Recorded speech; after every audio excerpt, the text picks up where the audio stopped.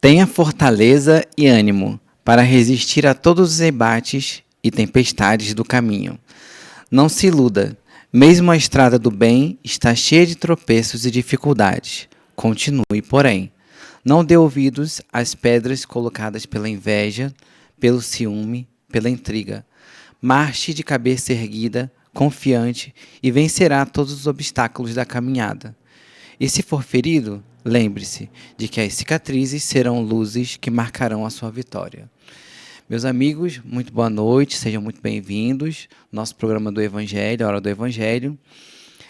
Esse episódio nós vamos tratar a continuação do que fizemos no nosso último encontro. Esse episódio se chama O Semeador e as Pedras. Naquele nosso primeiro encontro, nós falamos sobre o semeador e o caminho. Então, meu nome é Tiago, sou voluntário aqui da Casa da Caridade e a gente vai continuar hoje o nosso projeto. Peguem os seus copinhos com água, mentalizem quem vocês quiserem, a sua saúde também, o que vocês desejarem e vamos fazer a prece de abertura. Amado Mestre Jesus, Pai de infinita bondade e misericórdia que nos guia e nos protege, peço permissão para começar o Evangelho no Lar desta semana, abençoando todas as casas, todas as pessoas, os nossos vizinhos, os nossos parentes, todos aqueles que estão enfermos, que estão necessitados de alguma atenção, de algum carinho, de amor, da espiritualidade, que todos sejam guiados, protegidos e intuídos. Em nome daquele que é o nosso Mestre, que nos guia e nos orienta, graças a Deus. Então, como a gente estava falando, no nosso último encontro, a gente tratou da primeira parte da parábola do semeador, né? E vou dar uma relida no Mateus capítulo 13, do versículo de 1 a 9, só para a gente poder relembrar direitinho. Naquele mesmo dia, tendo saído de casa, Jesus sentou-se à beira do mar. Em torno dele, logo reuniu-se grande multidão de gente, pelo que entrou numa barca, onde sentou-se, permanecendo na margem todo o povo. Disse então muitas coisas por parábolas, falando-lhes assim: O semeador saiu a semear, e semeando, uma parte da semente caiu ao longo do caminho, e os pássaros do céu vieram e comeram. Outra parte caiu em lugares pedregosos, onde não havia muita terra. As sementes logo brotaram, pois a terra carecia de profundidade onde haviam caído. Mas levantando-se, o sol as queimou, e como não tinha raízes, secaram. Outra parte caiu entre espinheiros, e estes cresceram e se abafaram, e as abafaram. Outra finalmente caiu em terra boa e produziu frutos, dando algumas sementes, 100 por um, outras 60, outros 30. Ouça quem tem ouvidos para ouvir. Então, nós comentávamos no episódio anterior algumas questõezinhas interessantes dessa parábola que o mestre disse que é uma das mais importantes, ou a mais importante, para a gente poder entender todas as outras parábolas, né? Primeiro que o semeador saiu a semear. Ele já determina que o semeador ele saiu do lugar que ele estava. A gente sempre tem que mudar o nosso campo vibratório, nossa postura mental para começar a semear. A gente tem que sair da nossa inércia e começar a agir. Lembrando que semeadores somos todos nós. Nós semeamos sempre com palavras, com exemplos, até quando a gente não faz nada, é uma forma de ação, é uma forma de resposta, né? E aqui, na primeira parte que a gente estudou, a gente viu como que é ilógico, parece lógico, que uma pessoa que se chama semeador, que tem essa profissão, tem essa imprudência de deixar cair as sementes ao longo do caminho, né? Seria muito imprudente, né? As sementes são tão caras, se naquela época eram tão caras, como que ele deixou cair essas sementes que são tão preciosas, né? A gente sabe que a plantação, né, era uma das principais economias, se não a principal economia lá da cultura.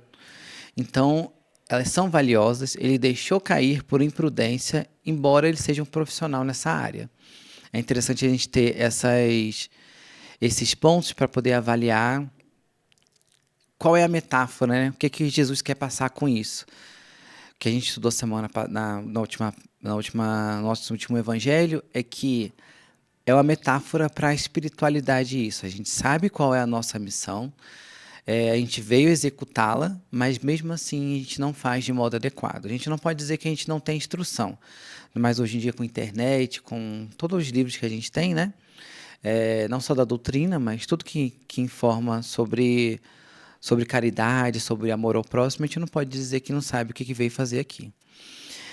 Então, as sementes que caíram ao longo do caminho são aquelas pessoas que ouvem os excelentes conselhos, elas entendem que é bastante lógico, mas não chega a penetrar a palavra, essa ação, esse exemplo no coração deles. Então é como se o solo fosse infértil, só que não chega nem a ser um solo, né? Porque ela cai no meio do caminho. Imagina que é como se fosse um asfalto, né? Essas sementes caem e elas não chegam nem a germinar. As pessoas reconhecem que os conselhos são muito bons, os exemplos são excelentes. A pessoa pode olhar e ver, nossa, fulano está fazendo uma caridade, nossa, que bonito que essa caridade que ele está fazendo, mas não tem fruto nenhum para o coração dessa pessoa que visualizou, né? E essa indiferença quanto ao germinar da palavra, né, germinar dessa ação boa, é a nossa chaga dessa sociedade. A nossa sociedade é totalmente indiferente a qualquer drama ou doença ou qualquer situação do outro que seja alheia, né? Ele sempre vai considerar como a sua como a mais importante, que a dos outros ela é indiferente. E a gente também falou no nosso último encontro que além da indiferença ser a chaga da humanidade atual, né, ela vai levar a gente a o que seria exatamente o oposto do amor. O oposto do amor não é o ódio, é a indiferença. É quando você olha alguém e isso não interfere em nada no seu coração. É bem interessante a gente pensar sobre isso, para a gente não ser assim, né? Então, o semeador continua a sua jornada, uma parte que é o começo da parábola, é aquela que caiu no caminho, e agora a parte das pedras, né? Do terreno pedregoso. Então, vamos continuar. Outra parte caiu em lugares pedregosos, onde não havia muita terra. As sementes logo brotaram, pois a terra carecia de profundidade onde haviam caído. Mas levantando-se, germinando, né? O sol as queimou, e como não tinham raízes, secaram. Percebam, né, meus amigos, que diferente do primeiro solo, que não tinha nenhuma profundidade, esse tem profundidade menor, bem pouquinha, né? Mas tem alguma. Esse solo pedregoso é como as pessoas que estão empenhadas em fazer o bem, elas ouvem as pessoas falarem de bondade, ver a caridade, ver as pessoas agirem, mas elas não têm o terreno preparado para dar continuidade nessa germinação. O que isso significa, né? Elas ouvem a palavra com alegria, reconhecem, assim como primeiro eles reconhecem que aquela frase, aquela palavra, que aquela ação é útil, mas diferente do primeiro, o primeiro ele não chega nem a germinar. Esse tem um pouquinho de profundidade, um pouquinho de terra e chega a germinar em algum grau. Só que aí chegam a semente brota, só que o solo, como não tem profundidade, ele acaba morrendo quando o sol se levanta, né? E é parecido com a casa que ela é construída sobre a areia. Ela levanta muito rápido, mas ela cai na mesma velocidade, né? Ela não tem um alicerce. O alicerce é esse terreno, é esse solo que todo mundo precisa ter em qualquer projeto, né? Porque os empreendimentos que nós nos determinamos em executar, né? Eles precisam de preparo, de planejamento, porque até para construir, e principalmente para construir uma casa, você precisa planejar. Casa entendam como um objetivo, ou um objetivo material, ou uma evolução espiritual que você quer ter. Você quer diminuir ou tirar algum vício seu. Você vai planejar isso. Você vai ter, assim como a casa, Vamos construir uma casa. Você precisa de quê? Você precisa de alguém que vai planejar, você precisa de um arquiteto. O arquiteto vai construir os cômodos, vai desenhar, vai colocar os andares, sistema de esgoto, iluminação, tudo. É um planejamento, a gente tem que ter. E, depois disso, o mestre de obra vai lá e executa conforme o plano do arquiteto. Tem que ter essa ordem, esse planejamento, para que a casa possa ser erguida de uma maneira mais firme, para que ela não caia com qualquer vento ou qualquer abalo que tiver, né? Então, quando a gente fala do terreno pedregoso, a gente entende que é aquela pessoa que tem boa vontade em começar um projeto, né? O projeto seja espiritual ou seja material, né? De melhoria em geral, só que ela não tem aquele impulso, perdão, ela tem aquele impulso, mas ela não tem um terreno preparado para isso, né? Um exemplo muito bom também, além da casa, é uma corrida.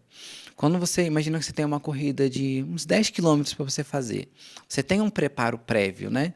No dia você não vai comer uma feijoada, né? Você vai ter que comer uma coisa mais leve. Durante a semana você vai treinar, ou meses antes você vai treinar, você vai se alongar. Durante a própria prova, você não vai, nos primeiros 5 minutos, correr igual um desesperado. Você tem 10 quilômetros para poder fazer, para poder distribuir a sua energia. Você vai gastar tudo em 5 minutos? Não. A gente tem que ter inteligência e planejamento para adequar a nossa energia conforme a nossa necessidade. Mesma coisa é academia. Você vai começar a academia amanhã. Aí você treina igual como se fosse o último dia de vida. 2 dias você não aguenta, porque o músculo não está preparado para suportar esse tipo de empreendimento tão rápido. Toda mudança deve ser gradativa para ser efetiva. Então, vamos fazer com planejamento e com calma. Empolgação é muito boa, é muito bom, mas ela não pode ser um impeditivo, né? Não pode usar, a gente não pode gastar toda a energia na empolgação. Vamos diluir ela conforme esse caminhar, conforme as necessidades, né? É assim com a natureza, por que não seria com a gente? A natureza sempre trabalha devagarzinho para poder construir uma flor. Você vê, né, as estações, né? Não é todo dia que tem flores, é devagar, é uma construção. A árvore tem que crescer, tem que florir, tem que ser uma época certa, tem que estar. São muitas condições. Então a gente tem que ter um preparo. Toda tarefa no bem exige esse preparo, né? É, que é anterior à execução. Se eu quero fazer uma aula mesmo, ou aqui o evangelho, eu tenho que me preparar, eu tenho que estudar, é, sem deixar que caia a qualidade. Por exemplo, a gente tem que se privar de algumas coisas para poder conseguir outras. E a vida é assim. Se você disser que você quer tanto fazer uma aula, ter um projeto, mas não tem energia para você se empenhar e se privar de algumas coisas, isso é um terreno pedregoso. Você tem pedras que impossibilitam você de executar o seu desejo. Então, seria melhor arar, né, tirar essas pedras do caminho para poder executar o seu sonho. A gente tem que combater esse hábito bem ruim, né? Na verdade, é uma observação que as pessoas sempre nasceram com habilidades. Ninguém nasce com habilidade, é, como se fosse uma roleta em que, em que Deus desse todas as qualidades para uma pessoa. Por exemplo, fulano nasceu, ele sabe executar, ele sabe tocar piano, que é uma coisa extraordinária. Quisera eu nascer com alguma habilidade já pronta, que eu pudesse até ganhar dinheiro com isso e tal. Não. É sempre essas habilidades que nós temos nessa vida, ou são decorrentes dessa que nós trabalhamos nessa vida, que nós trabalhamos, ou das anteriores. Nunca é dado do nada, é sempre uma construção, construída pelo planejamento, né, executada com privações, como eu comentei. Deus não dá dons às pessoas, né? São conquistas do espírito.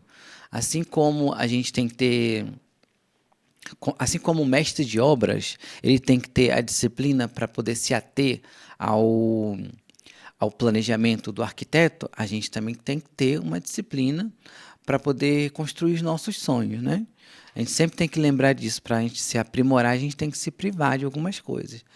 Lembrando que nem na natureza se dá saltos. A conquista é sempre do espírito e é devagar mesmo. Então, se você tem um sonho, seja ser um médico, seja cuidar de pessoas, né? Com outro exemplo. Esse, sem dúvida, é um exemplo muito nobre. Eu quero ser médico. Então, você quer cuidar, eu quero muito cuidar de pessoas e tal.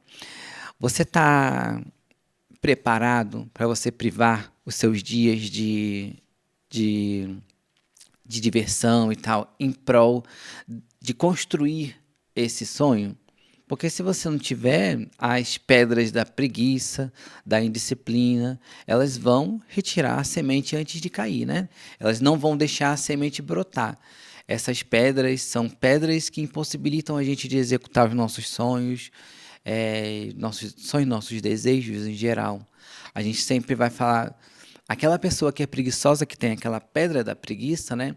Preguiça, indisciplina, né? Ela vai chegar e vai falar: ah, eu não vou me tornar médico. Não, mas essa matéria aqui é muito difícil. Ah, não, medicina não é para mim, não.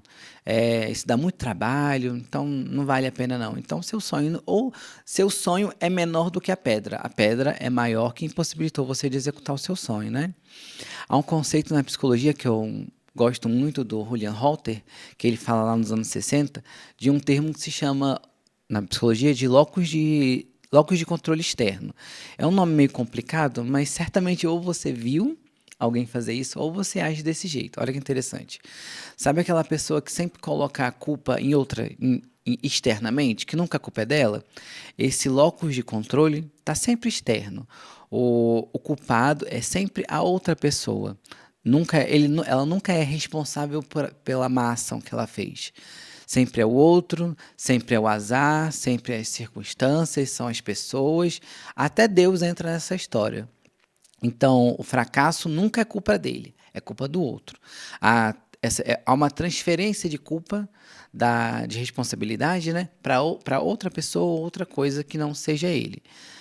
São pedras, né, que são modelos mentais que a gente cria para poder não nos responsabilizarmos, que é muito mais fácil você culpar o outro.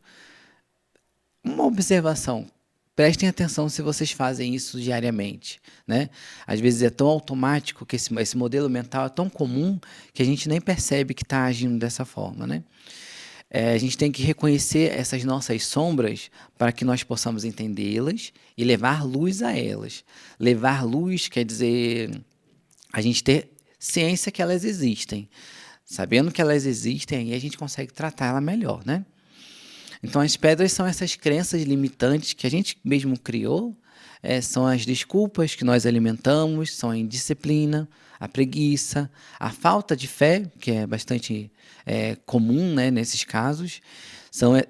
Essas pedras são barreiras que voluntariamente a gente deixa no nosso terreno.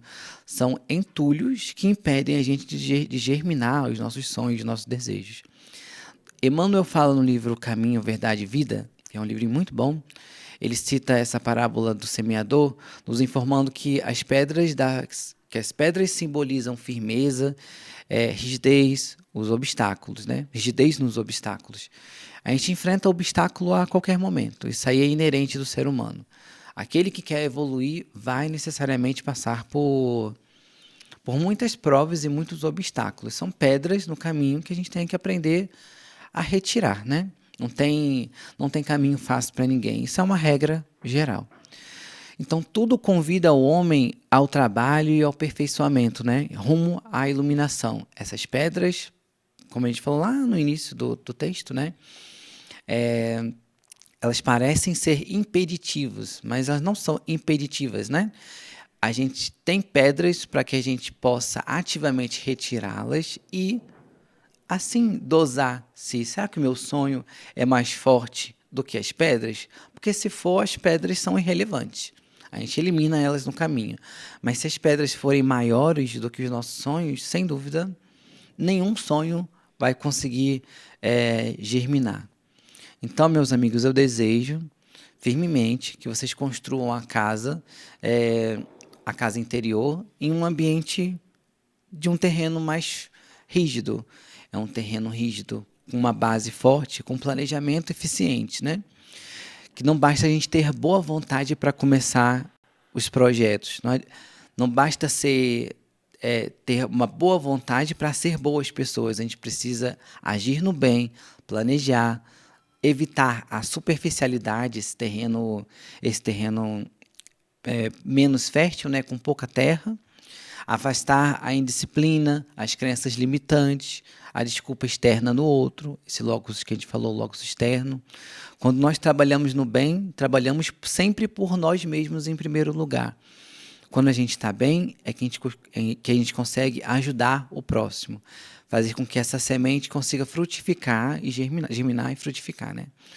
Então eu desejo, só para encerrar, que vocês tenham um projeto, que vocês tenham um sonho, material ou espiritual, tanto faz, tudo evolui, tudo faz com que a gente evolua, e que vocês possam executá-lo com bastante vontade e bastante amor. Que vocês não deixem se vencer pelo desânimo, pelas contrariedades ou por qualquer razão externa. Meus amigos, vamos encerrar por aqui, vamos fazer a nossa prece. Amado Mestre Jesus, nossos amigos espirituais, o mentor de cada pessoa que ouve aqui esse evangelho, peço para que a casa deles sejam bem protegidas, em nome daquele que é o nosso Mestre maior, que as águas que foram fluidificadas tenham o bálsamo e os remédios em que as pessoas necessitam. Aqueles nossos amigos desencarnados, que eles sejam amparados. Se vocês têm alguém que desencarnou, pense neles com carinho ao longo da semana. Que eles sejam guiados e protegidos também. Nos guia, Senhor, e nos orienta na nossa caminhada, não retirando as nossas pedras, mas dando-nos força para que nós consigamos retirá-las. Que tenhamos sempre desejos de subir, de evoluir, de ser cada vez melhores. Graças a Deus. Meus amigos, muito obrigado e até o próximo.